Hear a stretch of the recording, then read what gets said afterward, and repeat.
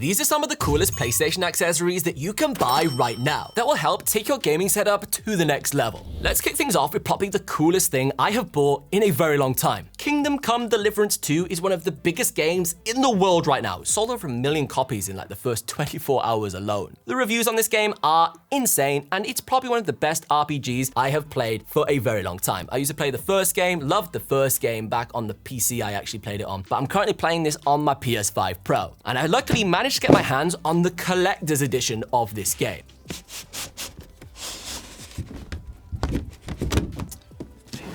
Thing got caught.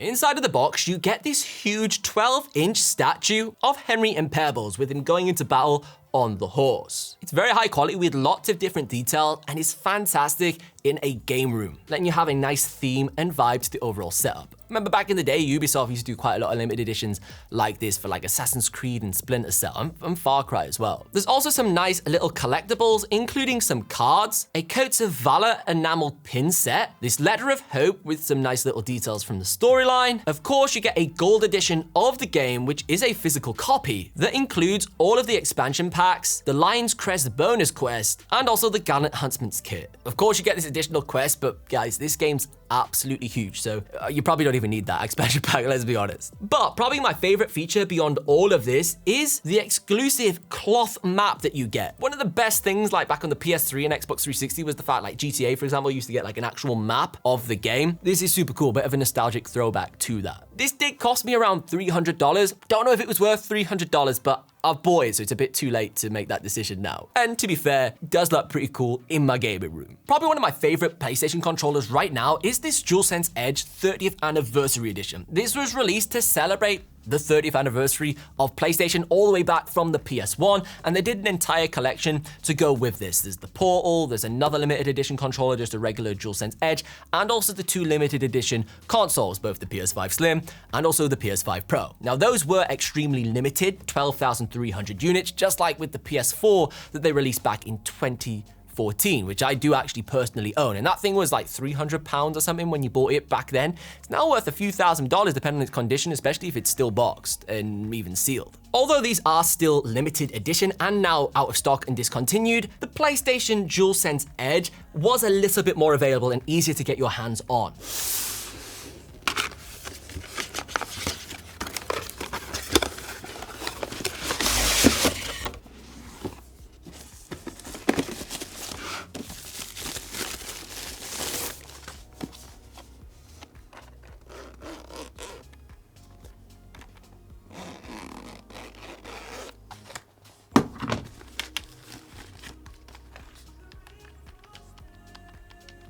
Don't have exact numbers on how many units they made for this, but they were a little bit more readily available, and I managed to bag this on a pre-order. Now, it does cost exactly the same as a regular DualSense Edge controller, which is something that I reviewed when that came out a couple of years ago at this point. Probably one of my favorite controllers that I've owned over the last few years. Just something about it that's super comfortable. I like the shape of the PlayStation DualSense Edge and just the rubber grips and the placement of the paddles, and the touchpad just feels really premium. Now, there are some special Easter eggs to honor the 30th anniversary and the OG PS1. It's got the original gray color with the original PlayStation icons on all of the buttons, including the home button with the original colored version of the PS button. Personally, I think this is the best version of the PlayStation button. I don't know why they just don't use this still on all of their consoles. It looks like inviting and friendly. It's got a bit of fun colors to it. This same theme has also transferred over to the product box, inspired by the original PS1 boxing. I actually think the version of the PS1 I purchased a little while ago for a video had this style of box. There was like 2 different boxes for the PS1. One was like this, and the other one was a little bit more bland. It retains all of the same features as the original DualSense Edge controller. You've got the replaceable thumbstick modules, you've also got the thumbstick toppers that you can switch out for different shapes and sizes, the adjustable rear back triggers that still also retain the adaptive features. Probably one of the best features of the PS5 are those adaptive triggers, especially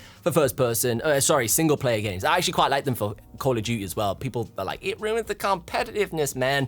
Who really cares? You play on a TV anyways, it's a little bit more fun and chill, get all the different tension of the different different weapons. But you can also disable these by just literally switching out the throw on the triggers like a Pro controller, so it's super fast versatility. And I do also like the grip textures on the triggers. I just find this makes it a little bit nicer to use compared to a regular gamepad. To also complement the DualSense Edge, I did manage to get my hands on the 30th anniversary PlayStation Portal.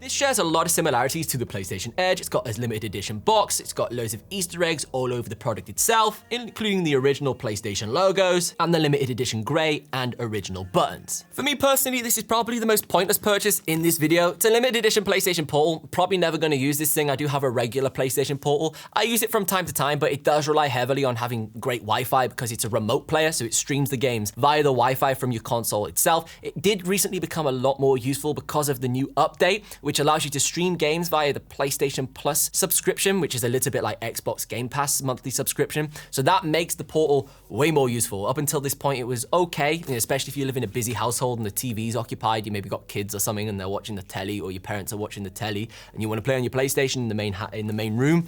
This allowed you to do that with some headphones on, worked great. However, beyond that use case, it was pretty limited. You could kind of use it away from home if your PlayStation was on, but it was, your mileage varied drastically, whether that would work or not. Thankfully, with the new update, the versatility of the PlayStation Portal is fantastic. You can essentially use this device anywhere with a valid internet connection and just stream the games from the PSN network, not necessarily directly from your console itself. Now, every single year, PlayStation go ahead and release a new series of console cover collections to help you customize the color and personalize your PlayStation 5. In recent years, we've seen the Deep Earth collection, which in my personal opinion is probably the best collection that they did. It by far looked the best with that Iron Man red and that deep sort of metallic blue that they had. But recently they released the new Chroma collection.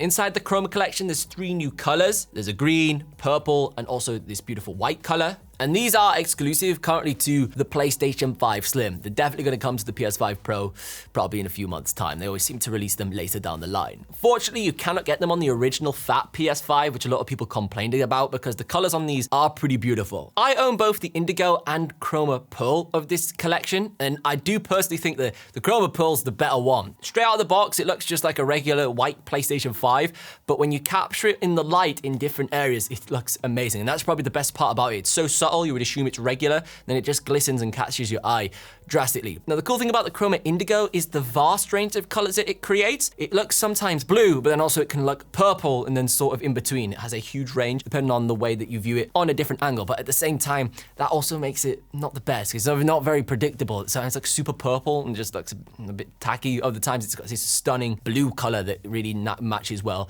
into your environment. Unfortunately, I don't have my hands on the Chroma Teal. I did have a pre-order for this, but randomly, just PlayStation canceled it. I don't know why. They took the money and then said there was some issue with the card for fraud or something random. I don't know what's going on. So I don't have my hands on those, but I did see them at a show and they look pretty nice. Kind of ironic that your PlayStation is green like an Xbox, you could say. But I guess that's okay because you can now play Xbox games on your PS5 anyways. Switching things up to more useful accessories, let's talk about some headset options that you can get for the PlayStation 5. Now, there are some awesome first-party headsets from PlayStation that are pretty good. This is probably one of the best things about Sony, to be fair. They're a little bit like Apple. They have a complete ecosystem. The VR headsets, the controllers, the Pro controllers, the headsets, the accessories for charging docks are all native and work straight away and match the aesthetic of the master console, which is fantastic. But there are some great third-party options if you do play across multiple different platforms, PC, Xbox, and also PlayStation. If you do want a specific headset designed for the PlayStation 5 with all of the 3D audio features, the PlayStation Pulse is a fantastic option. This released last year, wasn't too badly priced, very comfortable actually in terms of its ergonomics on your head. There were a few issues issues at launch that basically meant there was like some Bluetooth connectivity issues that a lot of people complained about, but those seem to be fixed now in a lot of patches down the line. And they did recently release a midnight black version of this if you want more of a blacked out gaming setup, so you can get in white and black. This is definitely one of the best headsets released by Sony for the PlayStation that I've tried in quite a long time. They do also have the little what they call them, dual sense earbuds or something like that. They're not too bad, but I don't think they're the most comfortable depending on the shape of your ear. Your mileage may vary. There's different tip sizes that you can try out, but there's definitely better gaming earpods out there. Now, if you do play across multiple different platforms, probably one of the best options is the Astro A50 or A50Xs. Now, hear me out on these. These are pretty expensive headphones. I think they're around $200, $300, depending on if you get the X variation or the regular variation. I'll explain the difference in just a moment. But when you factor in how much it costs to purchase a half-decent pair of headphones for each platform, $100 on Xbox, $100, $140 for your PlayStation headset, and then even potentially one for the PC if they don't fully work compatibly with the PC or they're not the best for the PC, you're gonna outlay probably like $300 to $400 anyways for 3 different pairs of headphones. Or instead, you could just spend $200 to $300 on one pair of headphones that's a much higher specification. Now, these Astro A50s work across all platforms. They're multi-platform. You can use them on basically 3 different devices via a HDMI switcher. There's also the regular versions that aren't the A50Xs that work via USB Type-C. A little bit easier to set up. They are the exact same headphones, just the dock's different. You can still connect them to the same amount of devices, but instead of using a HDMI to port everything together via the audio, they just use a USB Type-C, which actually makes them a little bit easier to set up if you are a console gamer and not necessarily some hardcore streamer that needs, all of the HDMI going into different switches and so on. I find these headphones are very comfortable. They're a little bit on the heavier side compared to other options in the marketplace, but they have great adjustability. You've got like super fine adjustability on how these work here. You literally do them to a measurement. They've got like a little ruler and you can get them absolutely perfect. There's also the auto mic muting feature. When you flick it up, it will mute the microphone straight away. You pull it back down, it will re-enable the microphone. And then with a click of a button on the back of the headset, you can switch between 3 different connected devices. So you can easily and seamlessly switch between Xbox, PlayStation, and PC. That's why I personally use these on my desk. I can use them on all of the different platforms, and also the dock acts as a charger, so you never run out of battery. You just literally throw these on the charger, they charge away, and then you just pick them back up once you're not using them, once you're ready to use them, and they've been charging on their dock, keeps them nice and neat and safe so they don't get damaged, and then they're ready to go. As I mentioned, there are 2 different versions of these, the Astro A50s and the Astro A50Xs. There's no difference at all in terms of the spec of the headphones, it's just the dock. The USB Type-C dock is with the A50s, which is the cheaper version, and the HDMI 2.1 dock is with the Astro A50Xs. Personally, you don't need the HDMI dock. You may as well just get the Astro A50s. You can get them in both black and white for either variation of the headphones, but you can save yourself, I think it's around $60 to $80 for the non-X versions. Something I always do every single time I get a brand new PlayStation is upgrade the internal storage. If you have an original fat PlayStation, you get like, what is it, 800 gigabytes or something of usable space. You literally install about 2 or 3 games on that, boom, it's pretty much full. Thankfully, with the PlayStation 5 Pro, this does come with a 2 terabyte internal storage space, which is great, but the games obviously are a little bit bigger for the Pro because of the larger texture sizes, so it kind of cancels itself out a little bit. And the PlayStation 5 Slim does come with more nearer to 1 terabyte of internal storage, which is way better than the original OG model. Originally, when it came to upgrading and adding an additional NVMe SSD drive, the process of this was very simple, but the cost could be quite pricey. You could do some third-party mods with some regular NVMe drives and then putting some heat sinks on them, work great. But thankfully, over the last couple of years, this has become relatively affordable and very plug and play. Of course, there is the official option, which is the WD Black storage. This used to be almost like $200 for around 1 terabyte from what I recall. That's what I spent when I bought this back in 2022. But now this has dropped drastically around, I think it's $80 to $100, massive price reduction for the same amount of space. And also the PlayStation 5 now supports up to 8 terabytes of NVMe additional storage, which is absolutely insane. But that thing costs about £1,000 if you want 8 terabytes of storage. A nice happy medium that I found was from this company called Lexar. Picked this thing up on Amazon, I swear, for like $85, $90. 2 terabytes internal storage. It comes with a heatsink, everything. All you gotta do is just remove your PlayStation 5 console cover, get a screwdriver and take off the metal protection plate. Then you can put the spacer into place, click in the NVMe SSD, and then just simply screw it down. Then you rebuild your console, put the cover back on with the metal plate, and then obviously the PlayStation console cover itself. Literally takes about 5 to 10 minutes maximum, and then you boot up the PlayStation console and it will automatically detect the new additional storage space, and it it will format it. And then one thing you may want to do is actually allocate this as your default save location. So any games you install in the future will just go straight onto that additional storage and won't clog up that internal NVMe SSD on your PS5. I run the Lexar one inside of my PS5 Pro, giving me around 4 terabytes of total storage space. I've had no problems using this for around 4 months, I believe now at this point. And prior to this, in one of my PlayStation consoles, I was using a fake NVMe SSD drive that cost me like $60. It was like a no brand one on Amazon, had the compatible speeds, had a compatible heatsink on it, and that worked as well. To be honest, all the NVMe SSD drives are pretty much the same with the same compatible speeds, so you could probably get away with using pretty much anything in this thing as long as it has an adequate heatsink on there. Now, probably one of the coolest products in this video is this new version of Guitar Hero.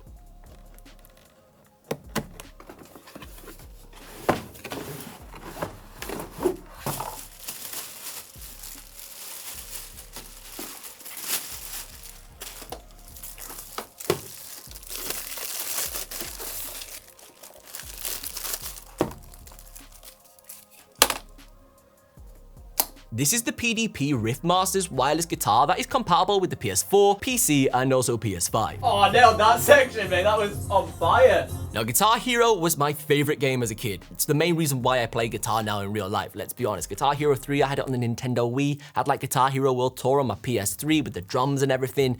Insane. And I've not been able to play Guitar Hero for ages. I literally have a Guitar Hero on my old Xbox 360. I bought it because I missed it so much. Like 10 years later, I was like, I've got to play this thing. Unbeknown to me, there are still Guitar Hero style games on the current generation, PS4 and PS5. Now, you can use this PDP Riffmasters thing with Fortnite Festival. Just don't do that. It's awful. Fortnite Festival is the worst game I think I've ever played in my life. You might disagree in the comments, but seriously, guys, if you've played Guitar Hero at its peak, it's no comparison at all. The songs were dreadful, and overall, it was, I just felt like crying while I was playing it because it was just so bad. But thankfully, there's still Rock Band. I managed to get my hands on Rock Band 4, which is technically a PS4 game, but it works on the PS5 perfectly fine, and the PDP wireless controller plugs in seamlessly. This game is insane. The songs list straight out the box is off scale. The songs are absolutely amazing. And then in addition to this, with additional DLC for like £4 or whatever, you can purchase entire albums and then just play them as if it's Guitar Hero. Now, back in the day, Guitar Hero was way better than Rock Band, 1000%. But because Guitar Hero is dead now, all we've got is Rock Band, so it's still good. It's better than Fortnite Festival, so I ain't complaining. I had a lot of fun playing this bad boy. Now, I had no idea that this guitar accessory existed. Now, this guitar accessory works very well, and also it's super responsive. You can even use it with a wire if you want to get super hardcore with this bad boy. You know, some of them guys that play like Clone Hero on the PC that are way too intense takes it to another level. Actually using a modern day controller on a modern day TV was pretty awesome. I don't know how we managed to play Guitar Hero back on like terrible tellies with like, I have no idea what the input lag used to be on like the Nintendo Wii and you know, the Xbox 360 version or PS2 versions of these games. So using it on a modern day TV, a bit overkill, like a 120 hertz HDMI 2.1, and it seems a little bit too pro. But using it on that with a modern controller that's really fast via its sort of like wireless connection, I enjoyed it. It was great. Nice bit of nostalgia. And didn't cost too much either. Like, I think Rock Band was like £8. On the topic of things not costing too much, Gran Turismo recently became free with my first Gran Turismo that launched on the PlayStation Store. Now, this gives you, I think it's around 18 cars and a handful of different tracks that you can explore, but it's essentially like Gran Turismo Prologue. Back in the day on like the PS3, you had like that cheaper version that was like a light version of Gran Turismo 5 that was like almost like a play test before the full game came out. Similar concept here. It's completely free on the PlayStation Store. It's even PS5 Pro enhanced, so it's got all the features of GT7, including the time trial races, which are those music rallies that are actually quite a lot of fun, and even steering wheel support. To be honest, I think for most people, it's probably more than enough. They don't even need to purchase Gran Turismo 7. Probably by the time you've completed this with all the different cars, you're probably Gran Turismo'd out, to be fair. You probably need a little bit of a break. You may actually want to go play Forza Horizon 5 instead, because that'll probably be out by the time this video's pretty much up on the internet as well. Because if you hadn't heard, all the Xbox exclusives are coming over to the PlayStation Store, which is kind of crazy, including Indiana Jones, Forza Horizon 5, and potentially even Halo. Now, of course, getting into sim racing can be pretty expensive, and probably one of the best wheels that you can get for like entry level is the Logitech G9 $29.23. Fantastic option. It's one of the best sellers on Amazon for like all time. Fantastic my first like steering wheel. It's got strong enough force feedback considering its price point. You can even get an additional gear stick to go with this, but at the same time, it still can cost, you can get it for about £150 on Black Friday sales, but a lot of the time it's about £250, which can be out of budget.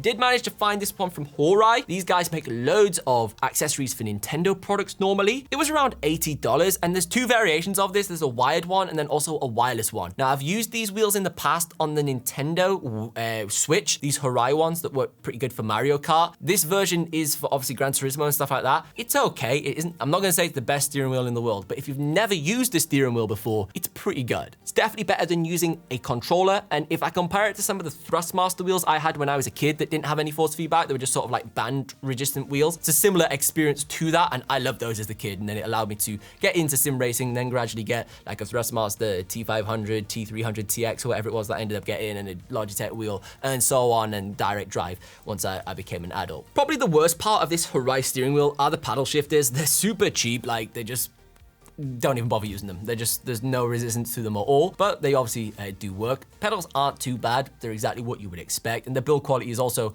exactly what you expect. It does come with a nice simple table clamp, so you can mount this to a table, so you don't need a super fancy sim rig or a wheel stand, and because it isn't super high powered, it doesn't make any noise really when you're using it either. It's a good option for if you're on a budget, or if you want to experiment with the world of sim racing and you don't want to waste loads and loads of money on a semi-pro setup. Now, this probably isn't the best steering wheel you could purchase for the money. You can get better force feedback wheels and things like that with way better build quality, but in its defense, it isn't the worst in terms of its accuracy for inputting the device. Like, it actually tracks up perfectly with the in-game steering wheel. Don't need to sync it up, which sometimes on more expensive wheels, you have to spend a lot of time configuring it. And the pedals, as cheap as they are, at least they are accurate in terms of how much you apply on the throttle and brake is exactly what the game is responding to. So for like cheap little fun wheel to get you going, get you a little bit better than using the controller, it's probably worth it. Now in this video, we have looked at quite a lot of different first-party accessories from PlayStation, but one that is definitely worth noting is the brand new Midnight Black collection. Highly requested from Sony players as soon as the PS5 launched back in 2020 was, is it going to be available in black? Since then, we have seen the release of Midnight Black console covers for both the PlayStation 5 Slim and also the OG PS5. But now to complement all of this, there is the Midnight Black collection that allows you to get the PlayStation DualSense Edge in black, a series of different headphones and headsets, and also the PlayStation Portal in Midnight Black. A very simple product range that does look very cool. Now, these are just some of the coolest PlayStation accessories that you can buy right now. But if you want to see me unbox some of the craziest products ever made, you should check out this video next, because if you like this, you'll like that.